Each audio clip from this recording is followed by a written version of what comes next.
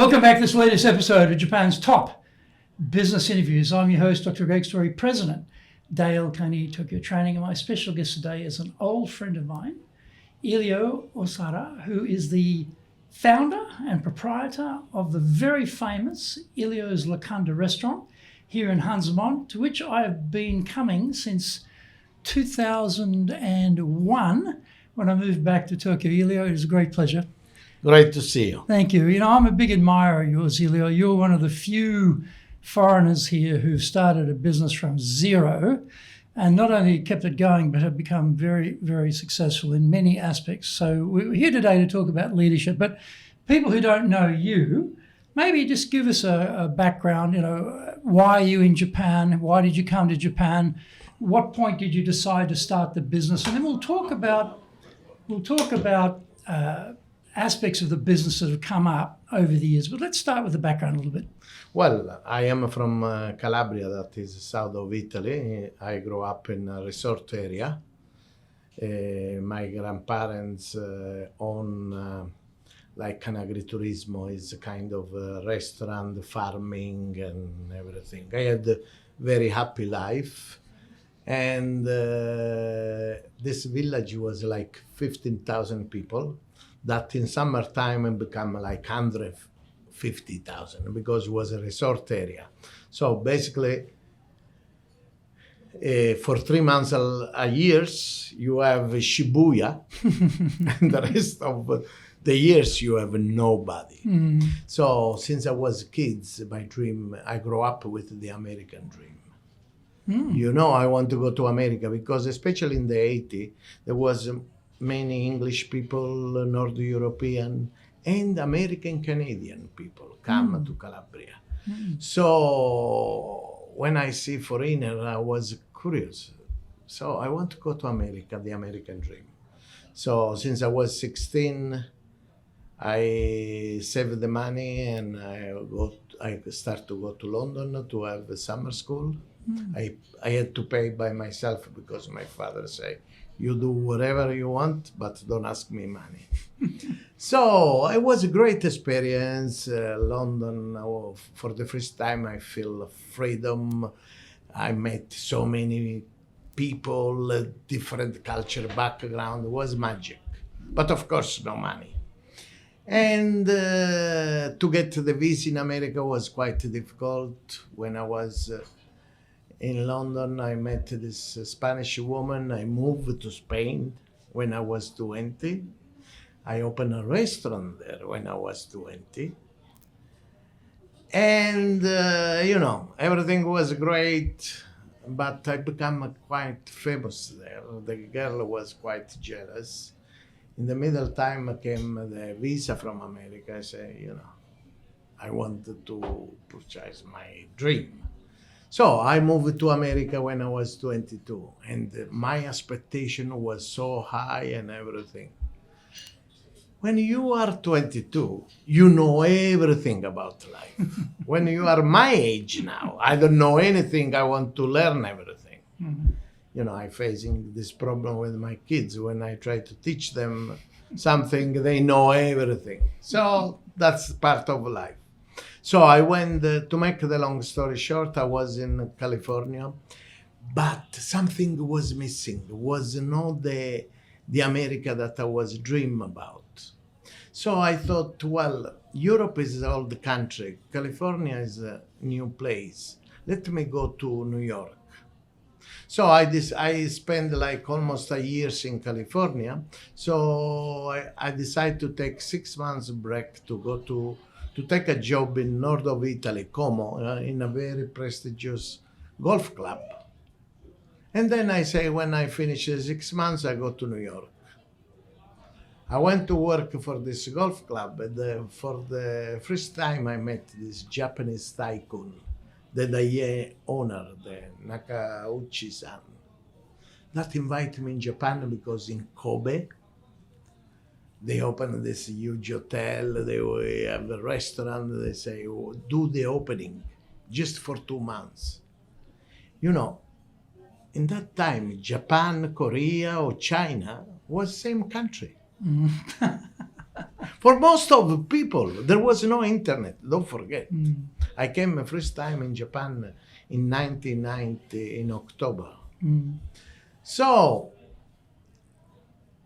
I thought Japan was a poor country, you know, everything. I didn't know so much about Japan. I knew the samurai. I knew the Sony because in that time there was the Walkman that was so popular. Ah, okay. It's like the Apple today, you know. And then Antonio Inoki, that was the wrestler. So because in Italy, I grew up with Tiger Mask, I grew up with Mazinga Zeta, you know, this is...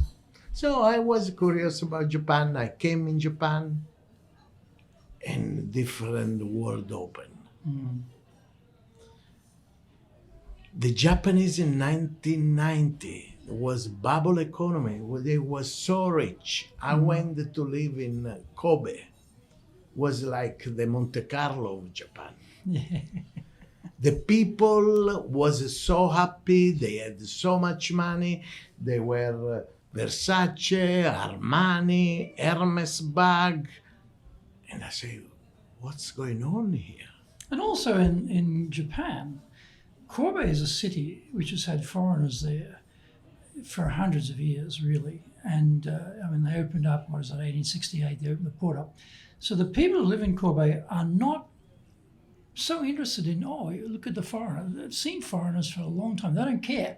So it's one of the cities in Japan where I think as a foreigner, you can blend in and don't feel people are staring at you or you're standing out or you look a bit unusual. You just sort of blend in. Well, very I had some case that the child, the mother, the child say, Mama, Mama, look the guy. And somebody touched my nose because it was big. But beside of that, Kobe was the most elegant place. Very elegant city. And I tell you one thing, I was fascinating always history and background. So near Kobe there is Kyoto and Nara. For me, this is what was the most interesting part. And to be honest, Japan was the perfect country for me. And I explain you why.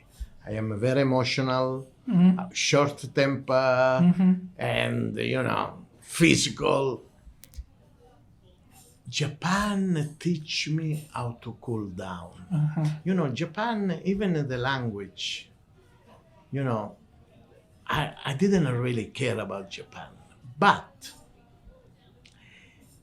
there was this mentor that I had, the Japanese mentor that used to live in Italy. He said to me, Elio, the rice that is full stay like this. If it's empty, stay straight. And I said, what's he talking about? What he talking about, this old man, you know? Make me think. But the most important thing that really touched me, and even in these days, always I remember. One day he come and say, Elio, Japanese are very stupid. And I say, what are you talking about? You are Japanese. Why you say that? Why you say that, yeah. He said, look, they are with you almost a years, and they don't speak one word of Japanese. They don't speak one word of Italian. Italian, okay. You know, this is a waste of time. I don't like ignorant people. I will fire them. I say, the old man is out, you know. Then I went back to my apartment and I start to think about. And basically what he says, you almost 1 year here, you don't speak even one word of Japanese. That make me so shame. Next day I bought a book, I start to learn Japanese. You know, was a key in my life because if he came to me and say, Elio, you are here 1 year and you don't speak any language, learn the Japanese, I will react to him. But he said the opposite way. Opposite way, yeah, very intriguing. And that was a fascinating, make me understand my mistake, and realize that. So, let's say that Japan is not a language; it's a philosophy. So for me, it was very, very good in my case, because I never thought to come here, I never thought to live here. But the experience in Japan make me better person. Interesting. And so after that, opening the hotel restaurant In Calabria, Kansai, I came in Tokyo, and I wanted to go back, to be honest, because I had the 5 years visa in America. So I want to go back. I make a lot of money. They pay me very well. They treat me very well. The only problem was that such a big company, I just was one number of them. I have some great idea. I wanted to do things.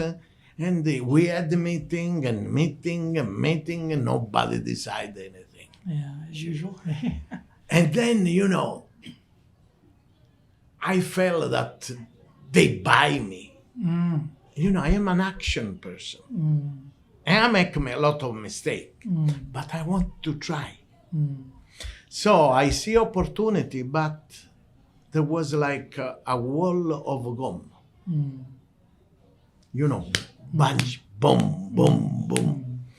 So I say, it's time to go for me. Then I had a proposal from a company that just opened and was losing a lot of money, KP, that was importing Illy Cafe. And they was doing so bad. And they say, why you don't take over? And I say, I don't want the money. I want the share of the company. Let me try. For 6 months, without any money, just pay my apartment. I make money with the Japanese. So I say, if I can break even, give me 6 months time. If I can break even, then you give me 30% of the company and make me the head. And they accepted. In 4 months later, we break even. Great. And that's, to be honest, was like the best experience in my life. In the sense that finally I had not a Ferrari, but an Alfa Romeo that I can drive. Before, I had bigger car, but I just was sitting in the back. For 3 years and a half, I take that company from $400,000 turnover to $6.5 million Whoa, in revenues. in revenue. Wow, fantastic. From a loss of almost 500,000 to a plus of $1 million. Take me 3 years and a half. Of course, when you lose money, people say, we will split. If you make any money, we will split. Once you start to make the money, they give you little. When you start to make serious money, they always find excuse. So challenging was the best thing happens to me. And it's true, I was less than 30 years old. I was making at least 2-3 times what my colleague used to make. So financially it was okay. But the problem was I realized that to have a partner is very difficult. So I said to myself, it's time to go back. I had a Back girl to America, always America. America, right? But what's happened was that I had a girlfriend, and I had to decide because I cannot bring her with me. So because I had saved some money, I said I make my own company. So. And that's where the challenge really starts. You know, I came in Japan, the apartment was ready for me. I never pay gas bill. I never pay water bill, electric bill. And then, you know, if I had the credit card from the company, all this benefit. Next day, when I quit the job, I had to find an apartment. I used to live in Kojimachi, in a 100-meter square apartment. I moved to Yotsuya to 40-meter square apartment. 40 square meters, that's pretty small. And old one. And they didn't want the rent to me because I was a foreigner, because I didn't have a company, because I had to ask people to guarantee. That's right. Was so much frustrating and everything. But I must say that I never give up. When I see a challenge, then I had to find a place to open a restaurant. I went to 10 buildings. 9 buildings, they say, no, you are not married, you are not Japanese, you have no Japanese partner. Go back to your country. Pack up and leave. That's where I face the most frustrating part in my life. Then I came to this building, and there was a sign for rent. It was bigger than I thought. Then I talked with the owner, and he make me put deposit for 2 years. Ooh, that's a lot of money. Then I get to the place,